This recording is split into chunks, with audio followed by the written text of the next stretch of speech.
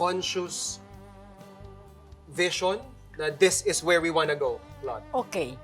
To start with, si Claud kasi is very nationalistic.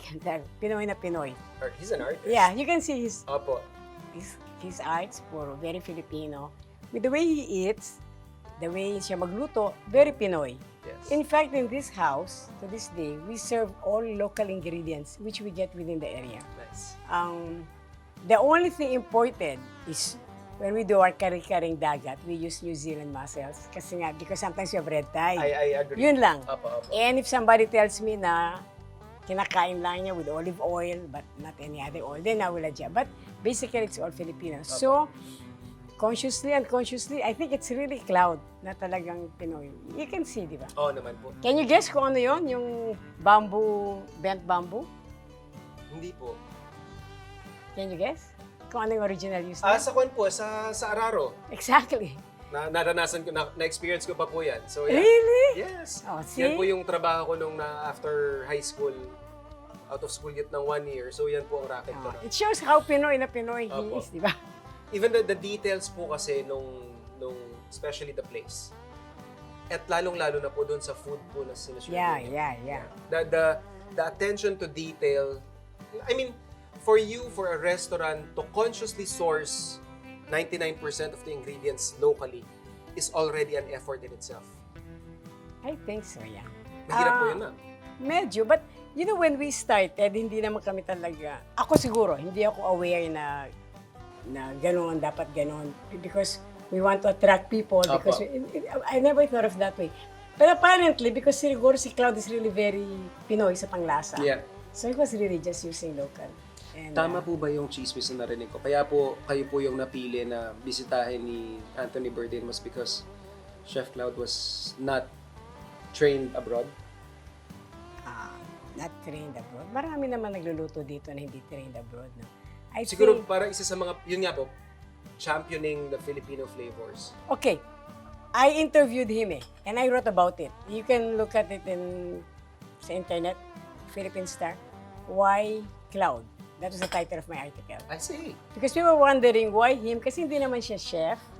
Hindi naman, when I say chef, hindi kasi siya nagluluto as a, you know what I mean? Yung nag-work sa hotel Yes. or no. And then, hindi naman talaga restaurant ito. We only open pag may reservation. Opo. Especially at that time, no? And ang dami-dami nga naman restaurants in Manila, why Claud? And his answer was, I remember, na when they called him, yung kanyang, anong tawag niyo doon? Yung the one assigned to call hindi naman siya unang tatawag di ba? Mga researcher, Yeah. mga ganun. And then they talked to him, na-sense daw nila yung pride niya in Filipino food. And that's what they are after. That's what they want to capture. Yung pride. And then of course, before they called him, alam na nila na siyang gusto nila. So, may nag-research na sila. Nakita na nila yung food niya sa mga magazines. But nung kinausap siya, dun na sinabi nga na, you can detect daw, you can feel daw yung kanyang passion and pride niya in Filipino food. And that's what we are after, sabi ng producer nila. That's what we capture in every country. And I think yun din po yung na-experience ng mga diners dito sa inyong Hopefully. restaurants. Hopefully. I mean, yun po talaga yung, if there's any concrete direction when you put up Bale Dutung is for them to experience Filipino food. Yes. Ako ang the one, okay, Claud runs, does the kitchen work. The back of house. Okay, yeah. Opo. He runs the kitchen, Ako yung sa labas. Okay po. Ako yung, I make sure na people love everything's okay. Opo.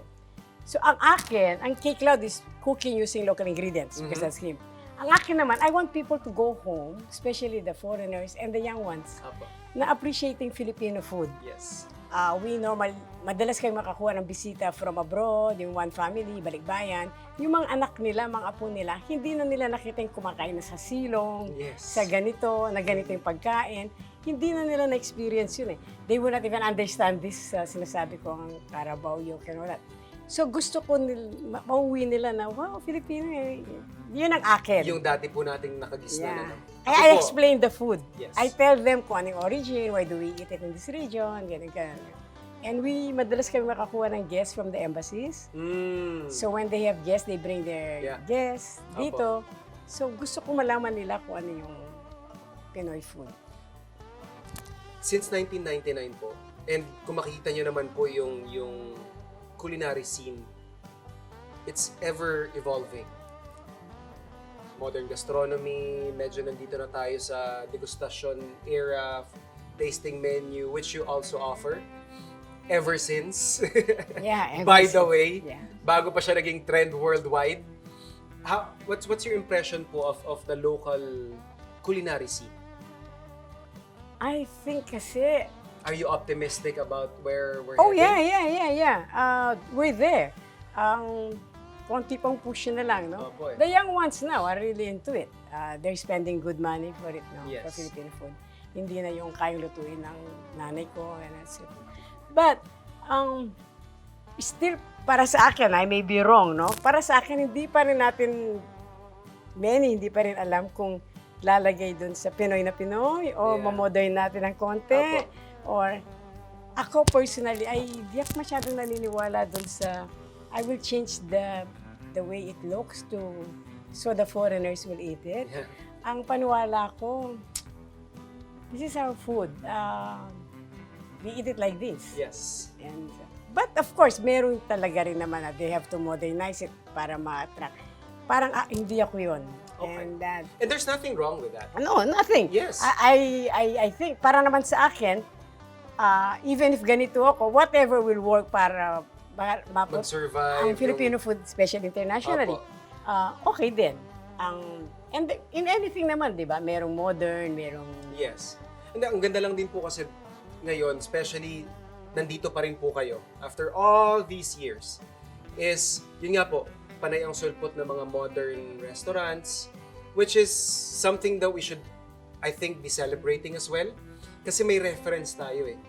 And then people would always go back here to Bale Dutung and siguro research.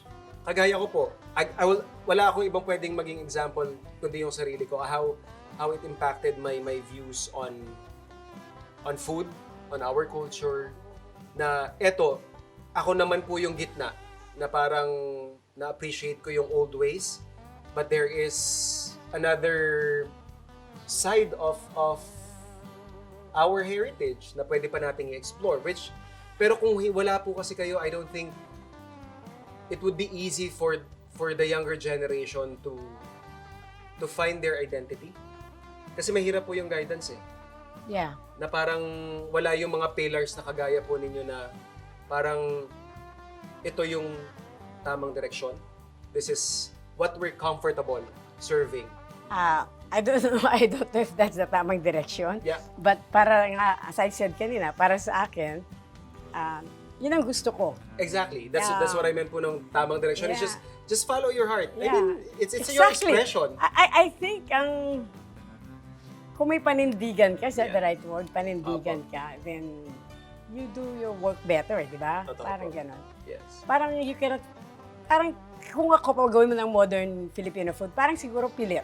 Yeah. Kasi Pilit. it's not Yeah. your identity. Yeah. It's not what yung gusto mong express Yeah. eh. And okay, fusion, they say we should do Filipino fusion. May narinig ka na ba nag-crave ng fusion food? Parang, di ba? I don't know. Yes. Parang, gigising ka na umaga, I want it. Di ba, pwede ba gigising ka na gusto ko ng sinigang na maasim, or... Trust me, ma'am. I totally agree. Alam po nila yan. Di ba? Pero baka Yes. naman meron na nagkikrave ng Siguro fusion lang po, food. it's really just part of the process of how we can improve. I think we have to go through that phase din talaga eh. Na we have to explore, just to try to push the boundaries. Yeah, pwede rin. Kung yung nakasanayan natin. But again, there's really nothing wrong with it. We're not saying there's nothing wrong with it. We're not saying na kung yung kinalakihan lang natin ang tamang daan or tamang way. Hindi naman po yun yung Hindi message rin. natin. What we're saying is that ang lawak pa kasi ng gastronomy in the Philippines. Yeah. I have nothing against modern Filipino food. Yeah. I want to make that clear. Yes. But like what I said, it's yung old way ang gusto ko. So, mas magaling ako doon. Kung pasaserve mo sa akin, Same. pa-explain mo, Opo. mas ma-explain ko yun, then pa-explain mo sa akin yung modern Yes. food. That's one. Number two, para sa akin naman, no, kung yung at this point nga, we're doing it like this. But maybe, you cannot tell. Maybe in a few years, baka ako rin, baka modern food na rin ako yung sinaserve ko. Totoo Because po. it's what people want. Yes. Because you have to make a point naman na talagang magbimit. You cannot just be very stubborn na. You have to compromise at some point. Yeah. Yes. So, but at this time, para sa akin, meron pa rin naman na people who want.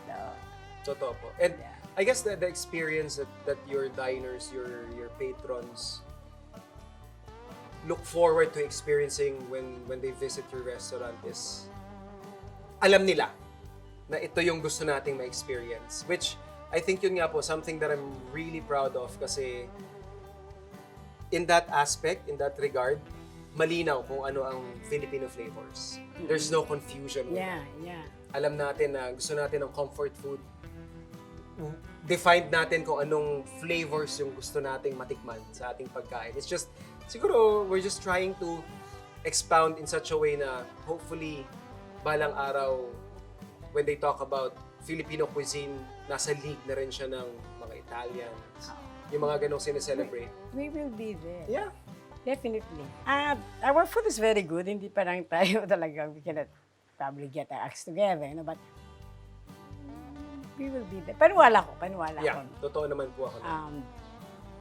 Meron tayong Chinese influence, meron tayong Mexican influence, we have Americans. Food, so that all We have together. practically the best of everything na na-imprint din. At saka maganda yung panglasa ng Filipino. You may sure this or not up to you, but you may not include it. But para sa akin, it's like this, no? Tingnan mo. Ang Indian will eat Indian food every day. Yeah. A Chinese will eat Chinese food every day. Okay? Example lang yun, no? But dalhin mo yung Filipino food ka ngayon. On the third day, we're looking for pizza, we're looking for hamburger. We really have an international panglasa. Opo. That is why, even in America, hindi sinasabi nila, sa dami ng Filipinos, walang magandang Filipino restaurant. Because ang Filipino nagsasawa. Kayo lang siguro in 1 week, di ba? Magko-Korean ka, magtatay ka, Yes. That happens in our home. And I think yun nga, it shows yung yearning natin to expound. Yung yearning natin to, yung eagerness natin to be more. Yeah. That we're not just settling Hindi. on what we have right now. I think that's basically what we're saying. But siguro po, for Bale Dutung na, ano po ang vision natin? I hope ang Bale Dutung will last forever and ever, no? Although of course, wala naman forever, no? Yes. But I hope kung Bale Dutung will continue serving the food like this. Opo. I hope the Bale Dutung will still be the place na they want to bring their children, their grandchildren, yung mga embassies, yung mga guests nila, to see ano yung Filipino food, to taste ano yung Filipino food, and to be dining in that Filipino setting with Philippine arts and collections, antiques. Pinoy na Pinoy, di ba? And wala kang makita dito imported na foreign arts or anything, di ba? Yun ang sana tumagal ng ganon. Definitely, ang isa pong may papromise ko, again, for me is, I think your legacy has really impacted a lot of culinary artists. So, in that way, I'm more than confident that Bale Dutung is gonna live forever. Sana. Yeah. Sana. And then sana nga yung, if it will help people, I mean, if it will help na ma-inspire yung mga bata, or at saka yung mga young chefs na ganito. Opo. You know, about the linamnaman, naalala ko lang, we were in Chicago recently. We have a Filipino brand na Michelin star. Opo. Kasama. Kasama. And then yung owners nandun, and then they were nagluluto. Opo. And then they've been to Bale Dutung downtown. Pinakita nila yung linam ng book nila. Alam na gamit. Yan tuwang-tuwa sila na we were there. It was the reference daw. Ang saya, di ba? Ang saya nadala nila doon. Totoo po. Yeah. And experience Bale Dutung, I guess, can I have a taste now? Sure. It's time to eat. Yes, po. Thank you so much, Ma'am Marian. Thank you. Thank you.